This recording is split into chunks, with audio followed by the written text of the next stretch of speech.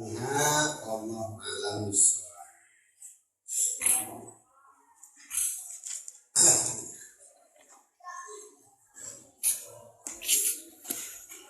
Membajiri ya. Hidayah ada, ayat komen ada.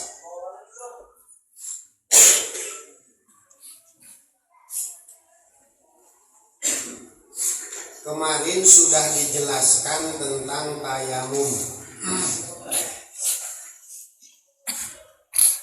bahwa tayamum itu bisa mengganti wudhu ketika tidak imkan wudhu.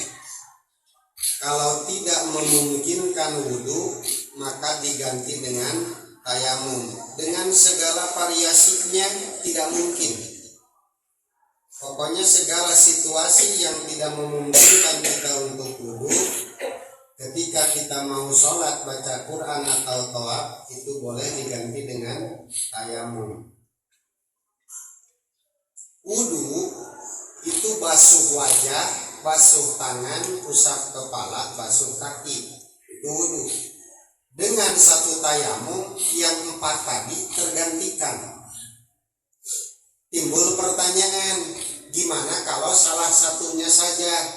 Wajah bisa kena air, tangan bisa kena air, tapi kaki nggak boleh kena air. Kenapa? Karena luka, tapi kakinya masih ada. Nah, pertanyaannya sekarang, gimana mengganti anggota wudhu yang tidak bisa terkena air? Yang lain mah kena, yang lain bisa.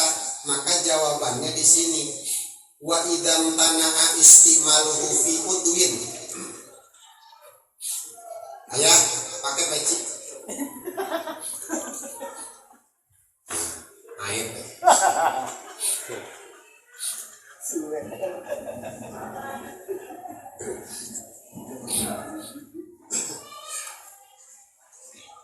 Saya langsung kasih contoh.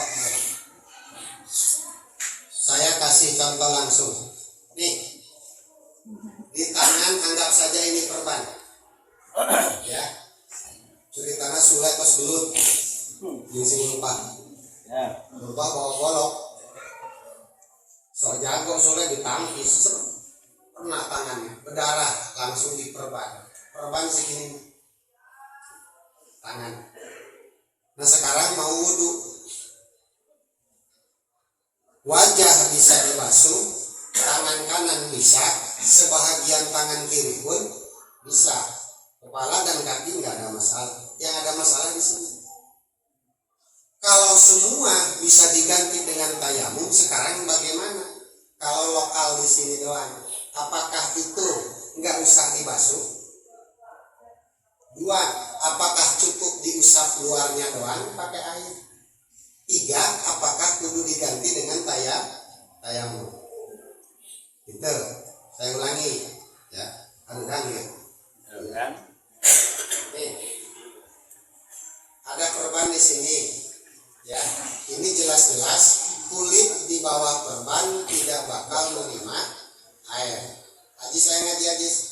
Nah, gitu. Saya taubatan nasuha. Allah. Kalau semua anggota wudhu tidak bisa menerima air, kita nggak bisa wudhu pakai air, maka diganti dengan tayamum. Nah sekarang wajah boleh kena air, tangan kanan boleh, sebagian tangan kiri boleh, kaki boleh. Cuma ini kulit di bawah perban tidak bisa tersentuh air. Bagaimana solusinya? 1, apakah dilewatin saja? Artinya nggak usah dibasuh dengan dalil darurat. Ini dalil paling gampang. Ustadz yang kurang ilmu gampang banget bilang darurat. 2, cukup diusap dengan tangan saja. Tangan tempelin ke air terus diusap. Apakah yang ketiga kudu tayamum juga? Ya, diganti dengan tayamum. Maka jawabannya di sini.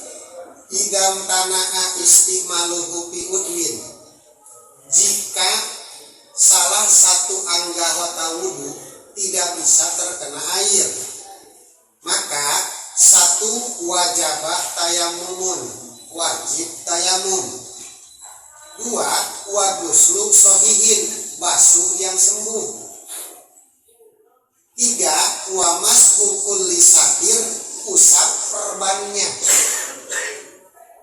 Maksud satir di sini adalah penutup kulit yang menutupi kulit, tapi ketika dibuka dia mendatangkan bahaya. Katakanlah perban. Gitu. Kalau dalam kitab bajuri disebutnya jabair. Jabair itu kalau bahasa kita disebutnya laha. Tahu laha? Laha maka sabat wa alaiha. Orang kalau patah tulang suka dikasih kayu. Ya, atas bawah baru dibongkar pakai perban. Itu kayu namanya laha. Laha tuh. Nah kan orang kalau di laha, tangan dari sini ke sini, ini dalamnya nggak bisa kena air. Gitu. Maka kembali lagi kasus yang tadi, ada 3 kewajiban bagi orang yang anggota wudhunya terhalangi perban. 1, saya ini nih rekap dari dalam praktek ya. 1, basuh yang sehat, basuh yang normal, basuh yang tidak terkena perban. Oke? 2, perbannya usap pakai air. Baru yang ketiga tayamum. 3-tiganya baru bisa menggantikan ini.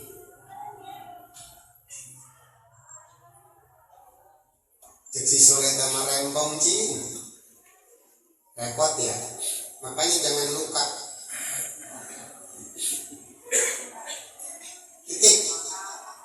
Prakteknya contoh masuk ke rumah sakit ya, masuk ke rumah sakit. Nah, ini nih, masuk ke rumah sakit.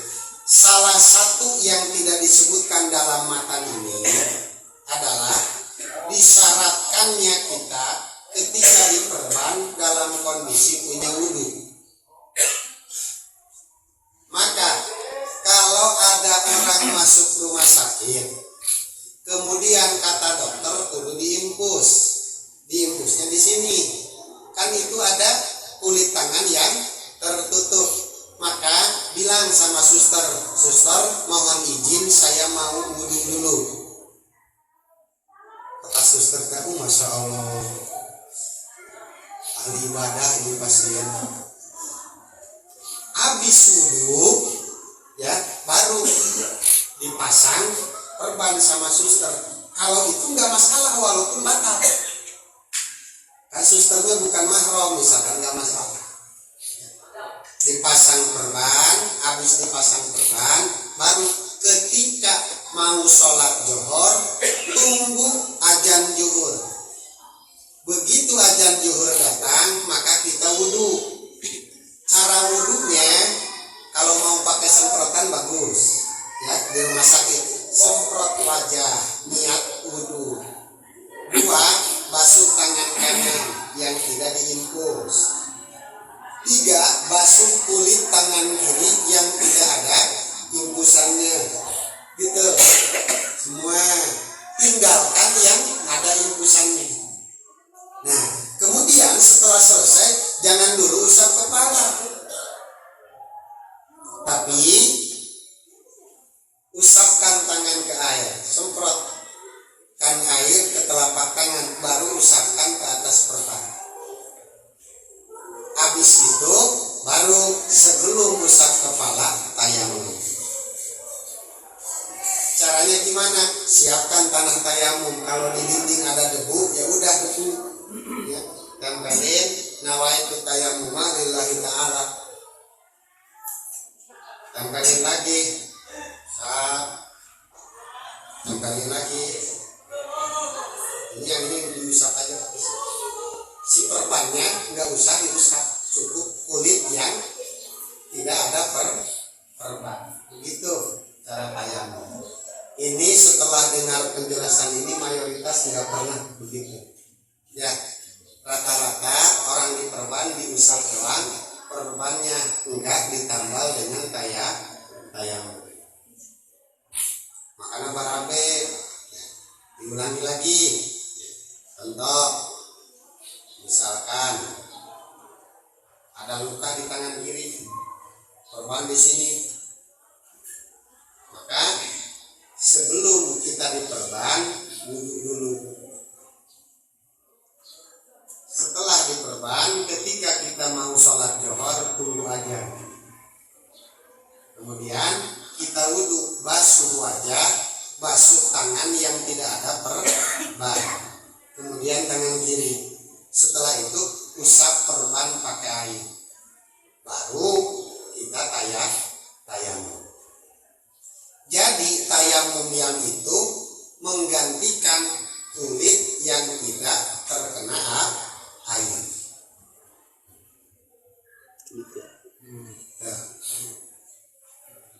Wala tartiba bainahuma li junubin. Bagi orang yang junub ini tidak ada tartib. Artinya bagi orang yang wudhu mah kudu tartib.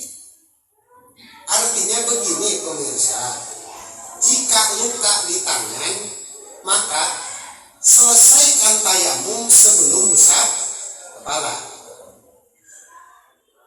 Jika lukanya di jidat maka basuh wajah, usap perbannya, kemudian tayamum. Baru setelah tayamum basuh tangan. Karena dalam wudhu wajib tartib. Itu. Dengan skema seperti ini. Misalkan jidat kena perban semua. Dari alis ke bawah enggak ada perban. Kita pakai air dari alis ke bawah.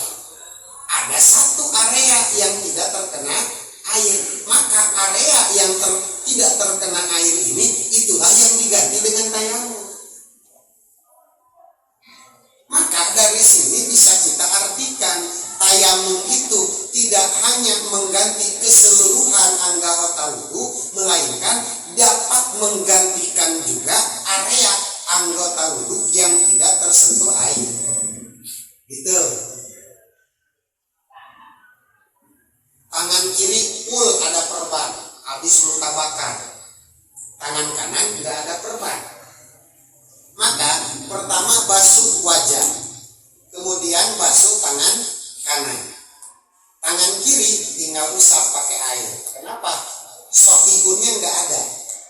Ya, karena semuanya full ketutup perban. Nah, habis itu jangan dulu usap wajah. Kenapa? Wudhu wajib tartib. Sehingga kalau kita langsung usap kepala, ini dianggap tidak tertib. Kenapa? Karena sudah mengusap kepala sementara tangan belum selesai. Nah, gimana mau selesaikan tangan? Kan tangannya ditutup dengan perban. Oh, jawabannya ini. Tangan tertutup oleh perban tidak bisa terkena air, tapi bisa diganti dengan tayamum. Kenalnya? Habis baterai. Diganti dengan tayamum. Baterainya habis. Arabe yang lain. Iya, patungan. Bajuri seperti itu. Kalau lain mungkin ada yang ringan. Oh, dua.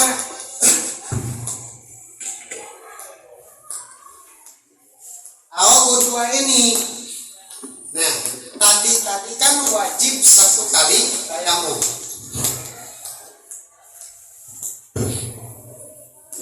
Wajib satu kali tayamum jika perbannya satu. Nah, pertanyaannya sekarang kalau perbannya dua,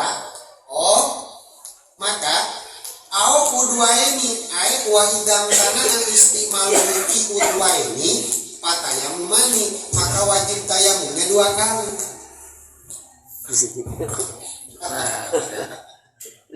Maka anasnya aku boga anu kebal senjata. Jadi mau luka. Karek diimbus oge teu neurak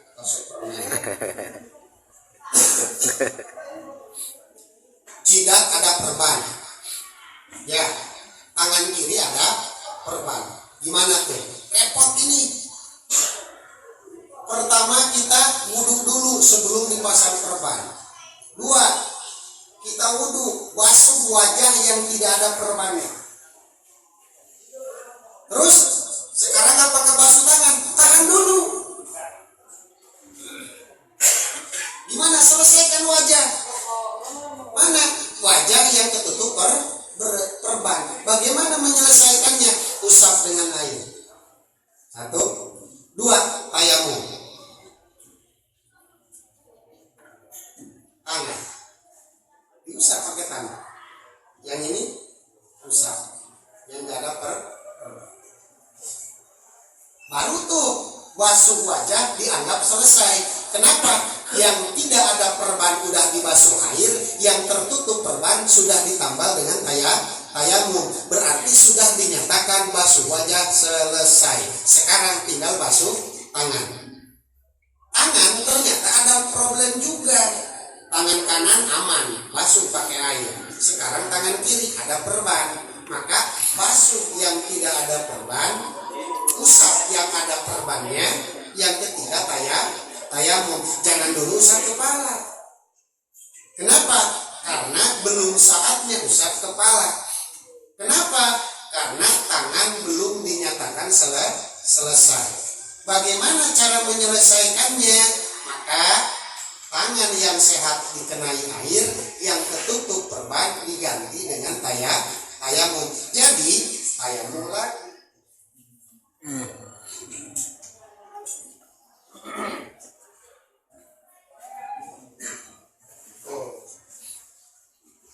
Etak pakeun, etak bajuri bisa pindah oke gitu.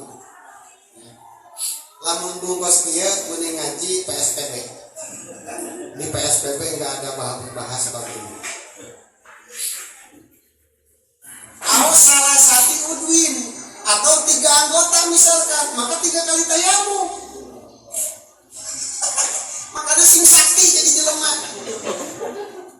Orang bacok kita nggak mempan.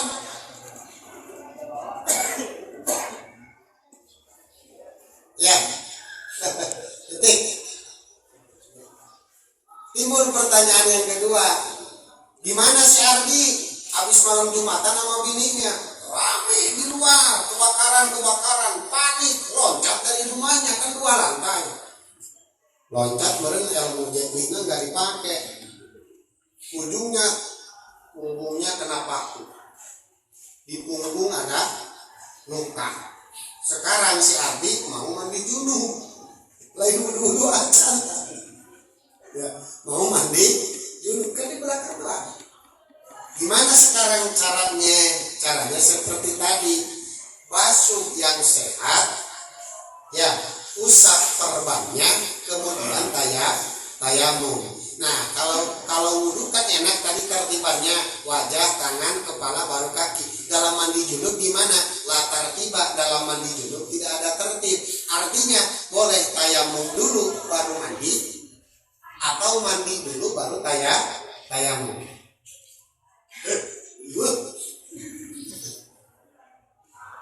Ini mau sholat aing lah.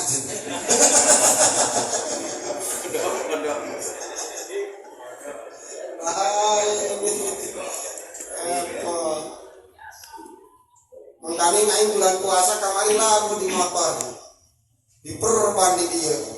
Ini nggak pakai praktek ini nih si Ajis. Nah aku si Ajis, berapa kali kau sholat itu dengan tidak pakai praktek ini? Berarti kudu dikodoan ya. Oke, sudah bisa ketangkap semuanya? Ya. Maksudnya yang kita itu takutnya kepala matangan, buka matangan apa hanya untuk yang ini terasa dari tayamum itu? Kalau tayamum itu kan kulit nggak ada masalah dengan tanah. Jadi tayamum normal, hanya saja yang ada perbannya dilewatin, gitu. Yang ada perbannya dilewatin. Contohnya dia.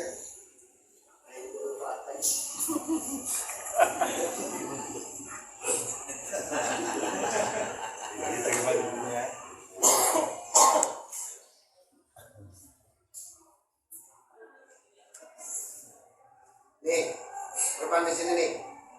Perban di jidat, kaki dan tangan. Pakai infus. Nih, perban sini ya. Ini nih. Urut napis dulu Pak. Sekarang mau wudhu. Ya, wudhu. Langsung aja. Terus tangan. Ini tangan kan segini bisa kena air. Langsung pakai air. Semprot atau diguyurin sampai semua kena air, baru tangan kiri. Habis itu usapkan, tempelin, usap semua perban itu, usap. Habis itu baru tayamum.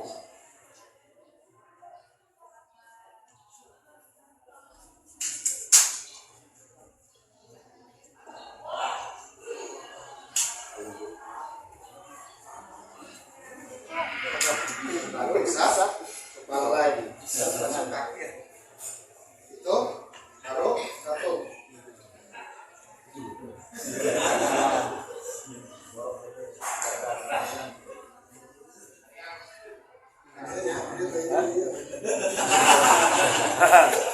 Nah.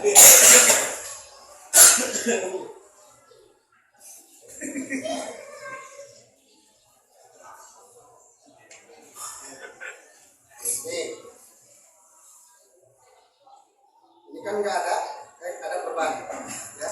Sekarang mau basuh, mau wudhu, basuh wajah, semprot, sambil niat wudhu, semprot. Habis itu selesaikan wajah, jangan dulu basuh tangan, wajib terbit. Selesaikan wajah, wajahnya kan ada perban. Gimana cara menyelesaikannya? Satu, usap perbannya pakai air. Habis itu tayamum.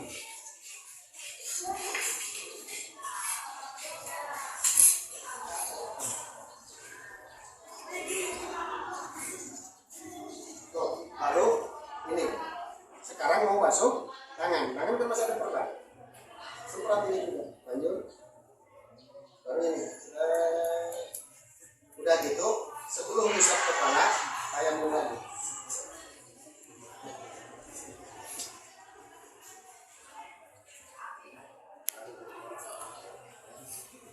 Makanya kalau perban di sini, kalau bisa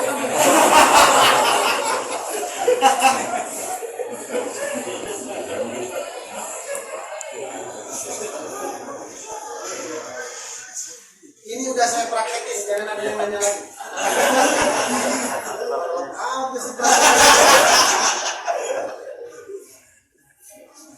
Ya, nih yang pernah saya praktekin bisa begini.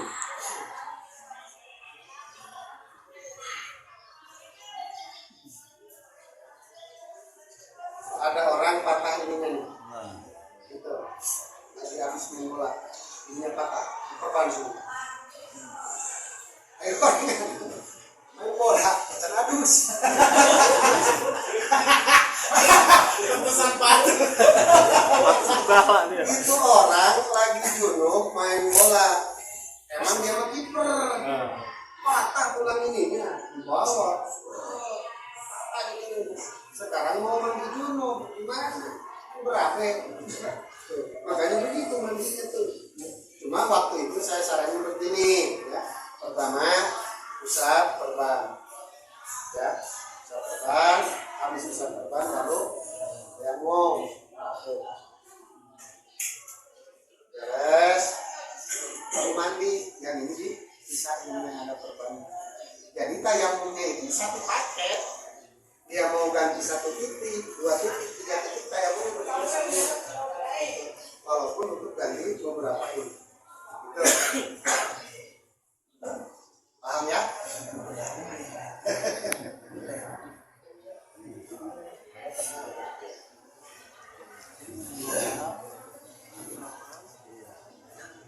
Wala yusolli bihi illa fardan wahidan walau nadaron. Satu tayamum hanya untuk bisa sholat satu sholat fardu, ya.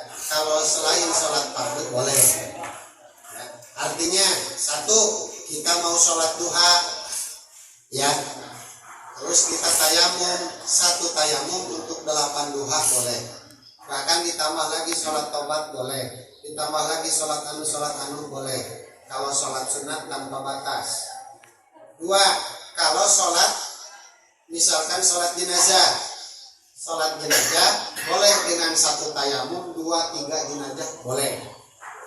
Sekali tayamum 1 jenazah 200.000. Datang di jenazah sholat di tayamumnya 1 200.000. Tuh, datang lagi jenazah kasih sama yang lain, masa sama kita terus. Itu majinya dengan serakah si Ajis kemudian. Tuh. 2, sholat sunat, sholat jenazah boleh disatukan dengan sholat fardu dengan satu tayamum. Tuh, dengan satu tayamum. Silakan. Misalkan kita habis mau sholat asar, begitu asar kita tayamum, habis tayamum kita sholat asar, enggak lama sholat jenazah, itu silakan. Tayamum boleh, sholat jenazah setelah asar boleh, habis subuh boleh. Huruf O-nya 2, huruf E-nya 2. Jadi bool, Kalau sholat sunnah boleh. boleh. Jenazah sunnah. Ada yang nggak boleh tuh? Ya. Orang meninggal dari Isya, Sunnah mah. habis subuh jam kumpul mau nyolatin, kata Pak Amil, Di sini kita gini aja. aja nunggu matahari terbit waktu duha. Kata saya ini ngaji Amil baru anawul awal. Masya Allah. Habis subuh boleh sholat jenazah. Habis di Mekah gimana coba? As-salatu alal amwat. Ya. Udah. Tuh, wanawakiluhum terakhir tadi ada yang nanya, gimana hukumnya kalau orang lagi marah besar dia menceraikan istri? Tuh. Maka saya 2 kategorikan. 1, kalimatnya kalimat cerai apa bukan?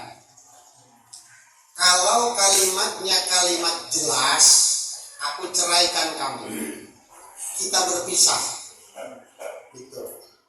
Aku serahkan. 3 kalimat ini sangat sakral dalam ikatan pernikahan, jangan sembarangan.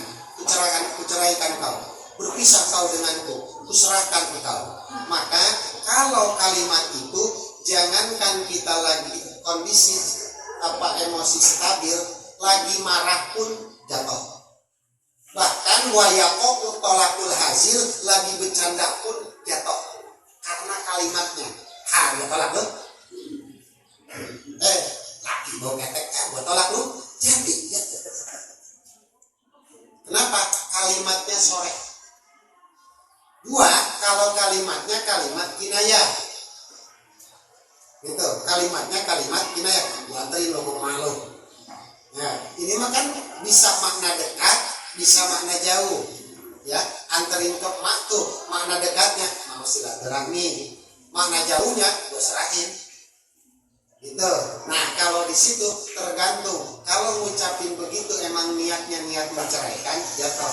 Kalau enggak niat menceraikan, maka enggak jatuh. Walaupun kita sedang marah besar, itu tetap hukumnya jatuh tolak.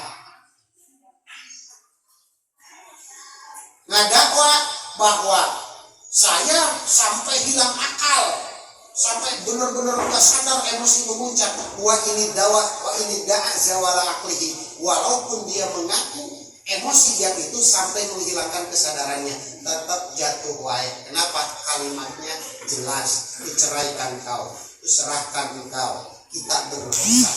Hati-hati dalam kalimat cerai. Yang kedua, pikir-pikir kalau mau cerai. Itu bini kita dulu waktu mau kita kawin, kita kasih ranjang, kita kasih kasur, kita kasih spray, kita kasih kuning, kita kasih selimut. Kita ceraikan, bayangin, habis nikah dia kawin sama mantannya. Terus dia tidur malam pertama dari kasur yang bawain kita. Eta pamajikan siang ke ditumpahkan ku salaki anu anyar, dina kasur menang pamere sia, make selimut sia digelang susuna tak dina sia. anu kudu dibayangkan ketika kita dongkol sama bini, awas ulah murah jing gua balik karena kalimat cerai. Lamun geus gerak-gerak nih yang ganti. Besi ajam Allah turun mantap.